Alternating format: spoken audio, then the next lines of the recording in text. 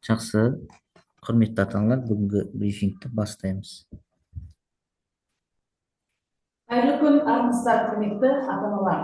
Бүгінгі біздің оқу жылын аяқтау мен оқушылардың жетістіктері атты брифингімізге қош келдіңіздер. Бүгінгі біздің брифингтің спикерлерімен таныстырып өтейін.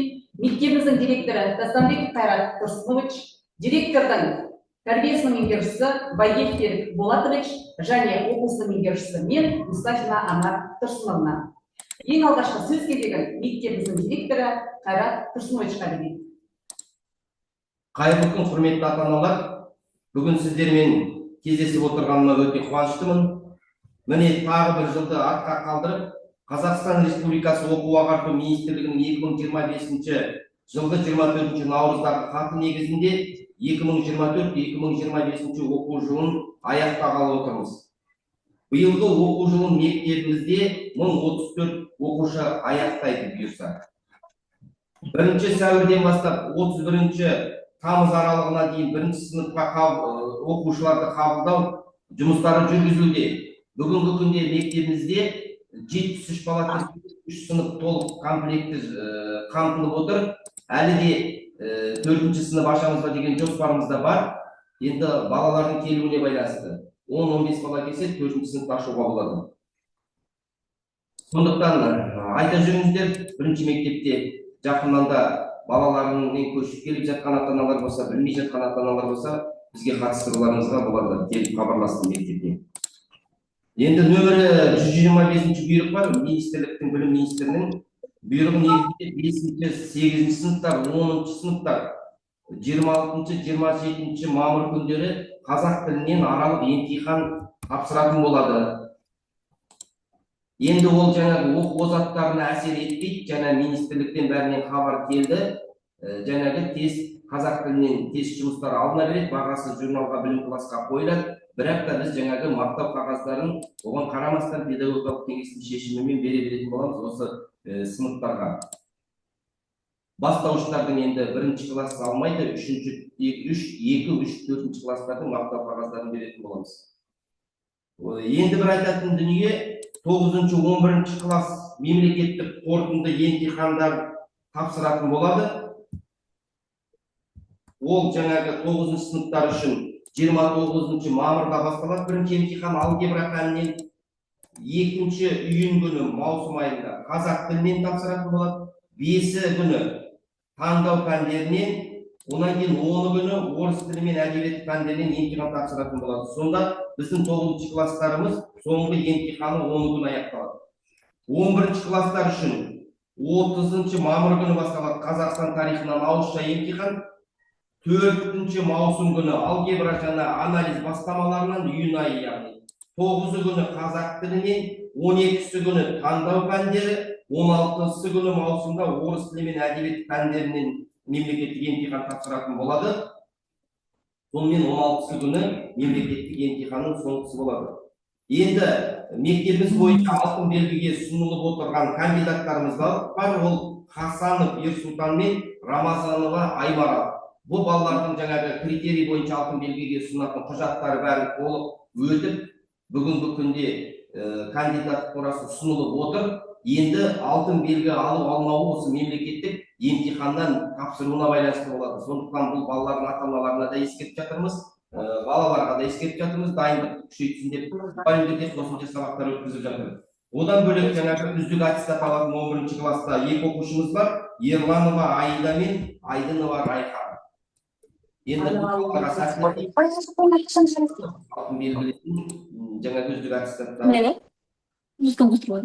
қорғайтындай баға алады деп сенім білдіріп отырмыз.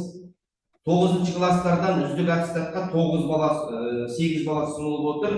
Олар Дәулетова Нұрила, Сәрсенова Аружан, Қабылтаева Еркежан, Шарипханова Еркежан, Байдүйсенова Мадира, Қаппасқызы Ақерке, Бейбіт қызы Кәусар, Дастан қызы Балжан. Жалпы 11-ші сыныптар 46 түлек аяқтайын деп отыр, 9-ші сынып бойынша 108 бала. Яғни 108 баланың 8-і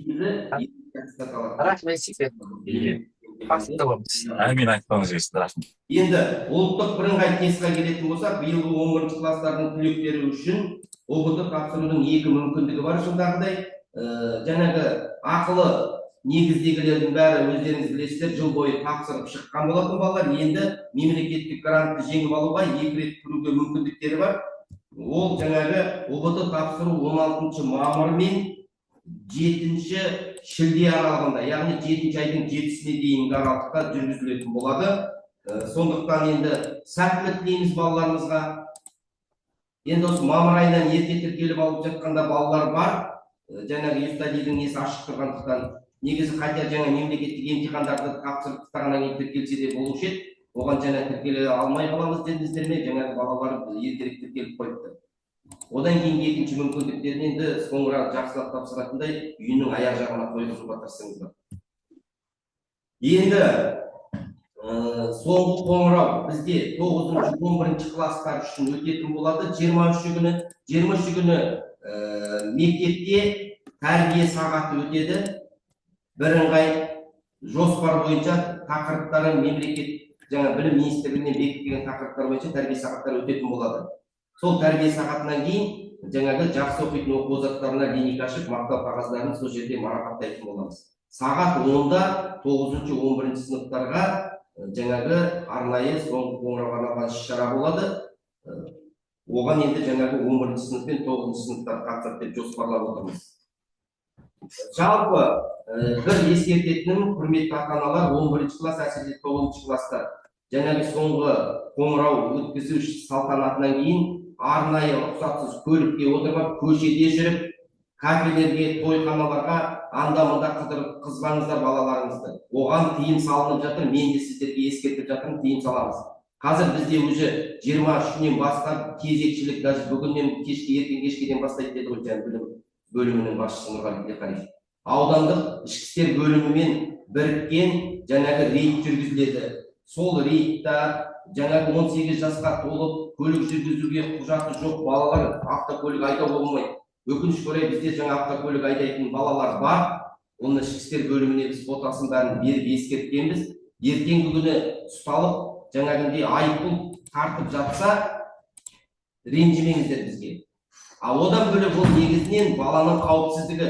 Ертең жаңа жүргізуші куәлігі жоқ балалар тобырлап артық баланы салып алып көшеде скорость жылдамдықпен жүріп, көшеде бірдеңкеге ұрынып жатпасын, Құдай сақтасын. Ол біріншіден баланың қауіпсіздігі, ертең сосын кейін әттеген айтып отырмайды.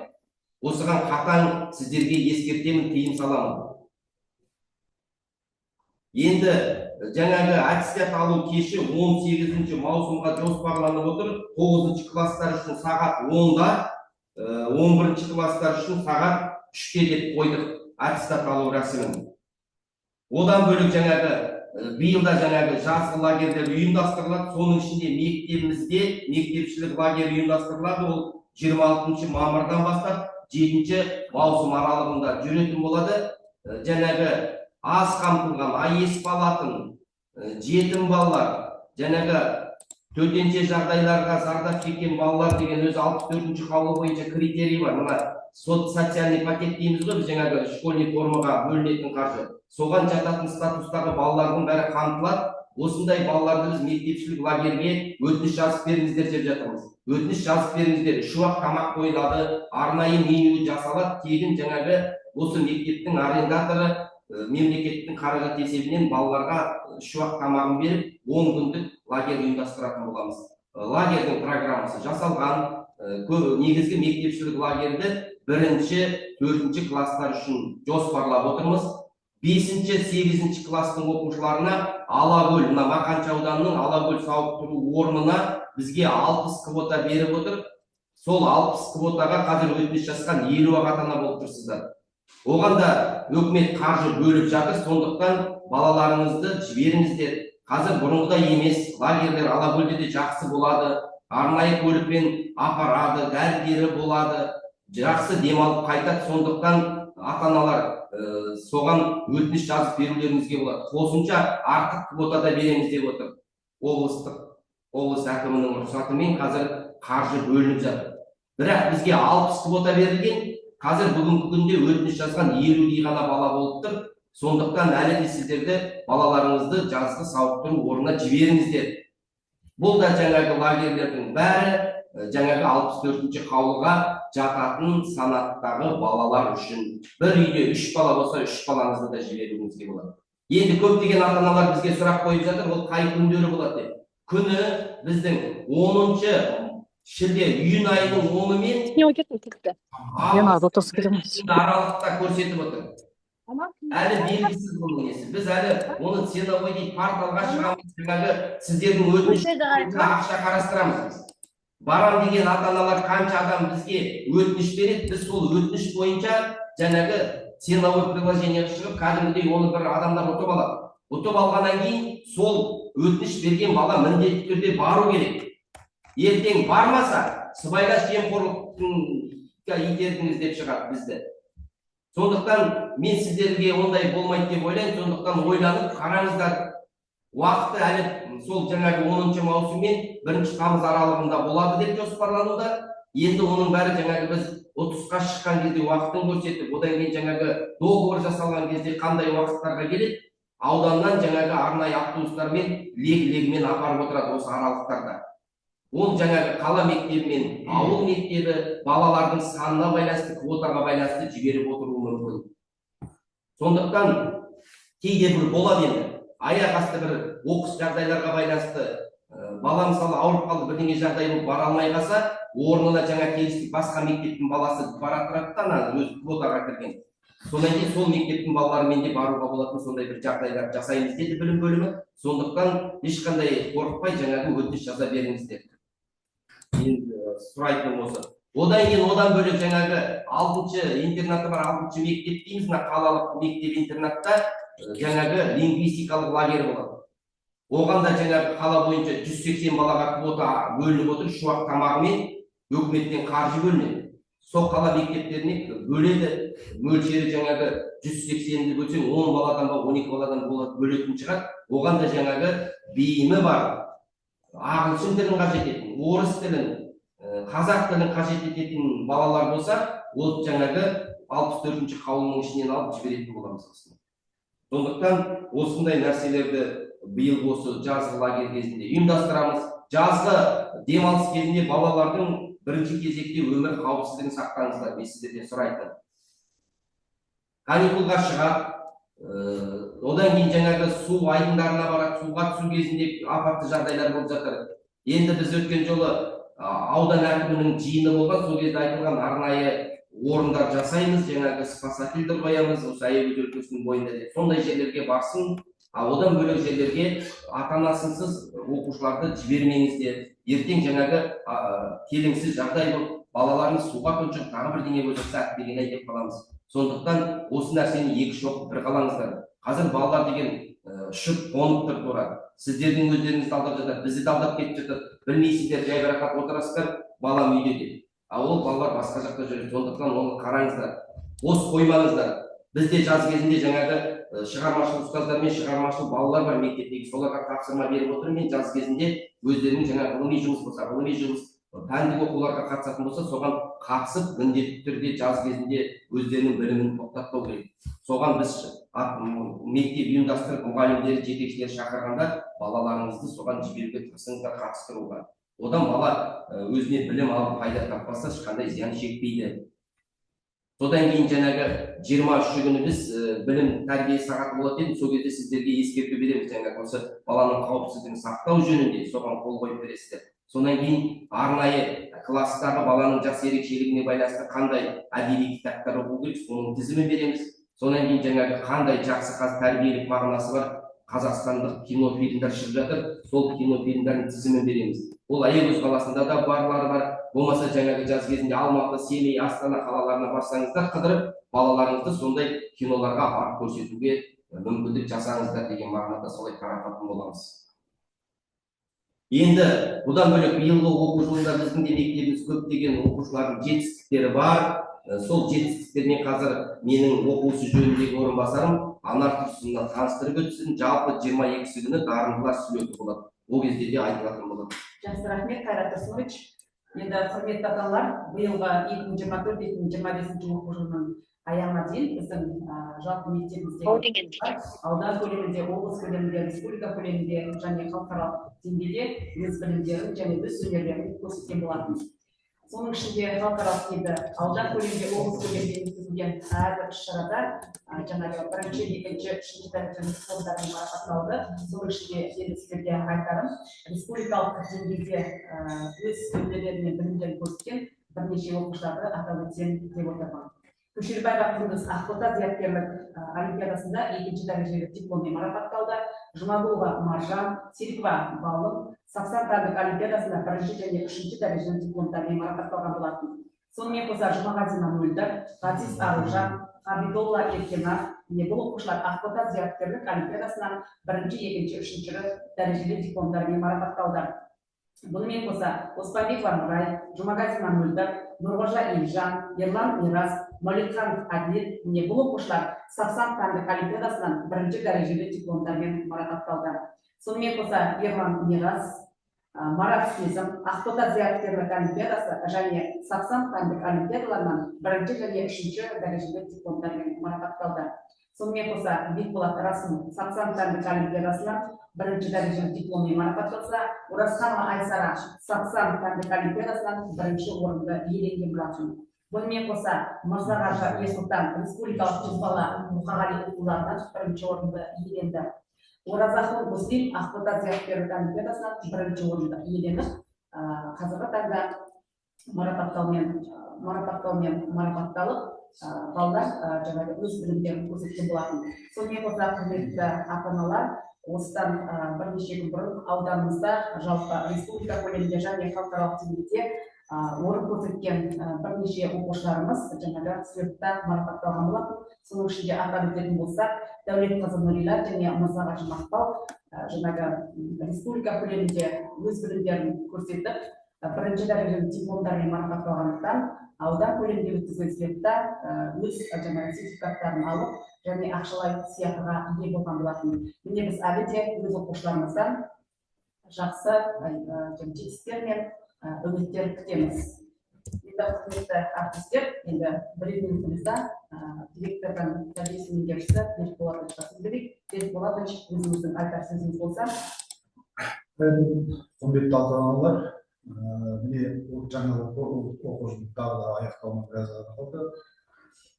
Қазір балалардың 90 күн демалысқа алаңсыз дайындалып отыр ғой. Соған ең бірінші басты мәселе балалардың қауіпсіздігі өте мұқият болу керек. Жаңағы міне бітіріп жатқан балаларымыз бар. Ол балалардың өзен жағасына шығып, көкке шығып, шаршылық пісіреміз деп жатыр. Оның бәрі жаңағы мемлекеттен айыппұл қарастырылған. Ол жерде от жағып ететін болса, айыппұлдың мөлшері 78-80 мың аралығы бойынша. Каждый адамға салынып жүрген. Осының бәріне мұқият болыңыздар. Одан кейінгі жаз уақытында жаңа балалардың суға шомылу маусымы басталады. Ол кезде арнайы суға шомылатын орындарда шомылу, және де оның өзінде ата-ананың қарамағында болу керек балалар, өте мұқият. Одан кейінгі балаларымыз жаз кезінде түнгі жүрісте полицияға ұсталып, есепке алынып жатқандар да болды алдыңғы жылдары. Оған да өте мұқият болыңыздар. Сағат 10-нан кейінгі ұсталып жатқан балалар жаңағы бірінші ретте ескерту болады, екіншіде ата-анаға айыппұл салынады, үшіншіде есепке алынатын болады. Осының бәріне өте мұқият болыңыздар. Одан кейінгі айтатынымыз жаңағы лагерь туралы. Лагерьде бізде мектепшілік 5 топ қарастырып отырмыз. 1 мен 4 сыныптар арасында. Оған жаңа 64-ші қаулыға сәйкес сол негіздегі балалар қарастырылады. Одан кейін соцпакетке жиналып жатырмыз. Ол жерде тағы бір нәрсе айта кетейік. Соцпакетке жиналып жатқан документ жаңағы атаулы әлеуметтік көмек алатын ата-аналар, одан кейін атаулы әлеуметтік көмек алмайтын, және де күнкөріс төмен осы деңгейдегі отбасылар. Одан кейінгі мына BP счетты дұрыс әкелмей жатқан ата-аналар бар, оларға да өз счет емес, жұмыс істеп жүргендегі ақша түсетін. Қазіршілердің арнайы BP счетты аштырып, сол счетқа соцпакеттің ақшасы аударылатын болады, соның бәріне мұқият болсаңыздар. Жактан естіліп тұр. Тыңдағандарыңызға рахмет. Иә. Рахмет Болатович. Тыңдағандарыңызға рахмет, құрметті ата-аналар. Енді оқу жылын сәтті аяқтайық. Келесі кездескенше сау саламатта болыңыздар. Рахмет. Сау болыңыздар.